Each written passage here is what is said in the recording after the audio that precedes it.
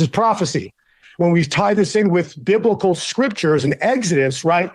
First, you had the angel of death moment, followed by, and it was 10 days later, a Red Sea miracle. So before we gather and get together at His Glory Ranch, May 9th, before the gathering, something biblical happens, and this something is going to be very much tied into Exodus. And Exodus tells us, and Pastor Dave and Julie and Carolyn and 4 or 5 other prophets have had prophecies about an angel of death moment.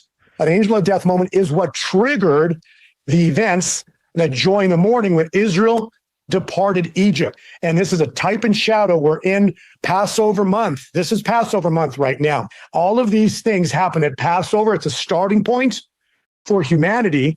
And then 10 days later, very interesting, ties into what I believe is going to tie in with what we're going to experience as Mayday, Mayday, Mayday, could possibly happen literally before we gather at His Glory Ranch. But I want to tell you that gathering at His Glory Ranch is a marker of time. God picked that date with Pastor Dave specifically because that's going to be a celebration that we've always waited for. So the May 9th will be the celebration that we've always waited for. For God intervened, angel of death, but we would have seen a biblical event before this date, and thus leads to joy in the morning.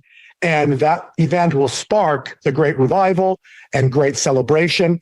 But it all ties in with what's happening here as we end April. We're not ending April without something biblical happening.